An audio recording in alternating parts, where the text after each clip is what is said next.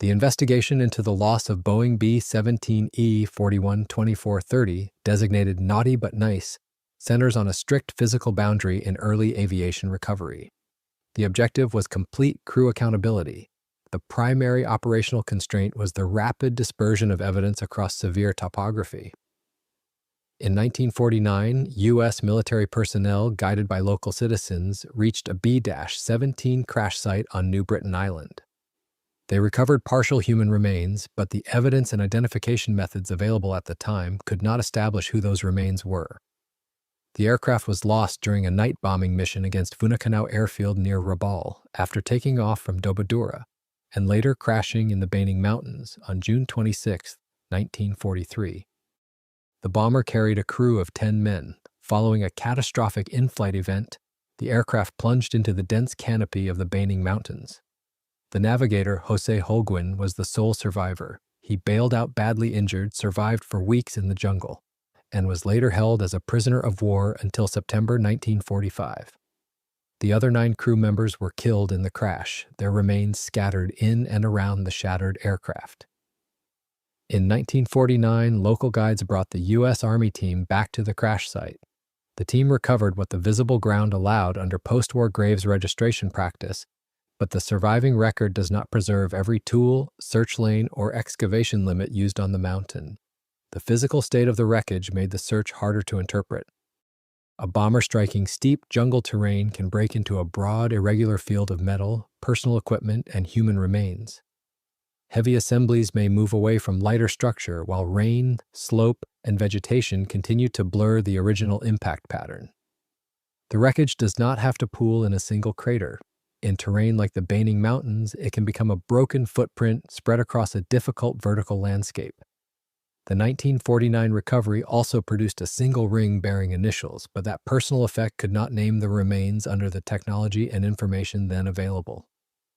What the team had was a wreck site, a personal effect, and biological evidence that still lacked a workable aircraft-to-person connection. Identification required a workable chain joining the remains, recovery location, historical records, personal effects, and the comparison methods available in 1949. That chain was incomplete, so the recovered evidence left the mountain without names. The partial remains entered the military identification system as unresolved evidence. Military authorities then closed the Baining Mountains site. The remaining shattered aluminum and the undiscovered crew members stayed in the tropical environment, and the 1949 effort ended with a forensic gap shaped by isolation, terrain, and identification rules. How does an initial post-war recovery sweep fail to confirm the identity of a massive 4-engine heavy bomber? The destruction of the bomber was defined by a strict geometry limit. During the night interception, a Japanese twin-engine fighter approached the aircraft from directly below. The attacker utilized oblique-firing 20mm cannons. This specific angle exploited the lower structural blind spot of the heavy bomber. The initial damage was sudden, and in darkness the exact source was difficult to track. As the attack developed, however, surviving accounts indicate the crew came to suspect a night fighter, not simply anti-aircraft fire from the ground.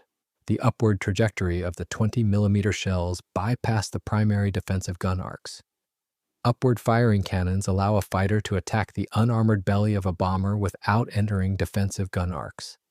The kinetic energy from the shells severs primary flight control cables and ruptures exposed fuel lines housed in the lower fuselage structure. This creates sudden, catastrophic damage that the flight crew cannot visually track or counter.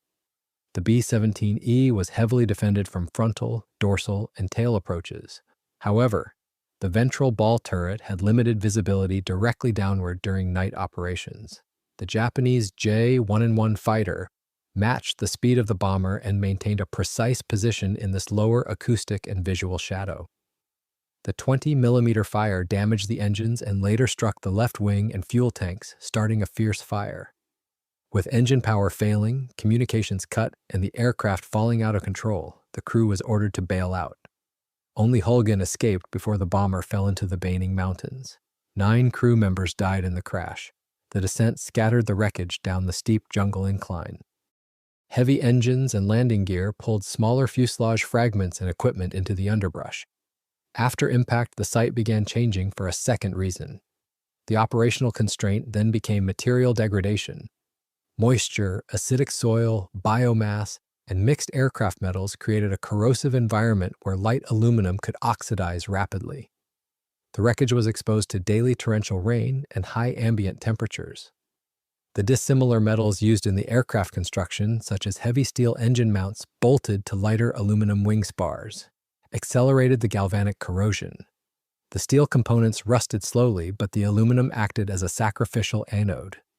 The jungle effectively consumed the lighter metal. Root systems from large tropical trees grew directly through the shattered fuselage frames. This mechanically forced the remaining structure apart while the acidic sap and soil chemically destroyed it. The aluminum skin panels containing serial numbers, inspection stamps, and painted insignia began to blister and flake away. The structural ribs and stringers lost their integrity, collapsing under the weight of accumulating vegetation. This chemical breakdown erases structural context over decades. The physical evidence required for positive identification literally dissolves into the mountain soil. By the time a delayed ground team arrived, key structural markers could be fractured, corroded, or hidden, leaving the bomber harder to read as a specific aircraft rather than simply a debris field. With the structure decaying rapidly into the mountain, what could ground teams actually interpret 6 years later? The 1949 recovery relied on visual surface sweeps, a rapid postwar method for taking only what was visible in the leaf litter. Without probing beneath the soil horizon, the team could miss bones, small equipment, and diagnostic metal buried by impact or covered by fast tropical growth. Because the team lacked mechanized excavation equipment or a mandate to sift the soil, critical diagnostic hardware could remain below the visible surface. The initialed ring had evidentiary value, but it did not satisfy the military standard required to identify the men.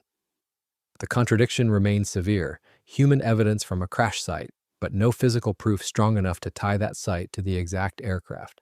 This scenario did not trigger a named special protocol. It left the remains in the category of unknowns. A missing aircrew report could anchor the aircraft type, aircraft identity, and crew manifest, but the link to human remains still had to be built from multiple lines of evidence. Marked parts, data plates, component serials, nose art, personal effects, mapped context, witness accounts, and archival records could strengthen correlation, but none could act as a name alone. Without unique markers or mapped context, the recovered bones entered the logistics chain, separated from a usable administrative identity, and were transported to the National Memorial Cemetery of the Pacific in Hawaii. At the punch bowl, the limited mountain findings were cross-referenced against missing aircraft records.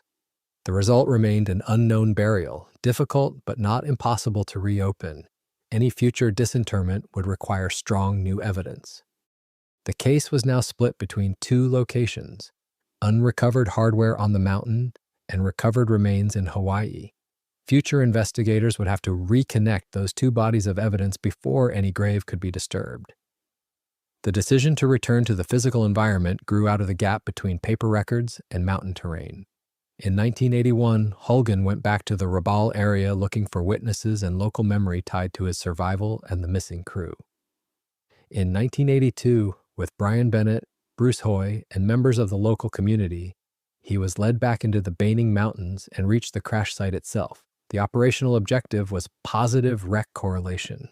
Identifying a lost site requires recovering unique hardware such as painted nose art or stamped data plates to break bureaucratic deadlock. Locating standard fuselage frames, landing gear struts, or engine blocks is insufficient for legal proof unless they contain intact serial numbers. The recovery effort focused exclusively on securing an artifact that could definitively link the remote debris field to the exact missing aircrew report for aircraft 41-2430. Navigating the steep inclines of the Baining Mountains, the team successfully relocated the debris footprint. Amid the wreckage, they found the cockpit section, a wing area, and the still visible nickname and nose art, Naughty But Nice. The discovery did not merely add a dramatic relic to the story, it tied the mountain wreckage to the lost B-17E in a way no map coordinate alone could do. Retrieving this artifact required careful handling to prevent the flaking paint from detaching from the oxidized aluminum substrate. The painted lettering was the sole data point that held any legal weight. By physically extracting this intact panel from the jungle basin, the team secured the critical evidence signature necessary to challenge the Military Cemetery Administration. The rediscovered site, the visible nose art, recovered data plates, and the surviving historical record supported a formal reevaluation. Administrators and investigators could now compare the mountain evidence against the known aircraft history, crew records, and prior unknown burials. The renewed case did not rest on a single relic acting like a key. It rested on a stronger correlation between the crash site, the lost aircraft, and the unidentified remains in Hawaii. The unknown remains were disinterred in 1984. And by 1985, the re-examination had produced positive identifications for 5 crew members. This decision represented a major procedural shift. It moved the remains out of an unknown burial status and back into an active identification effort.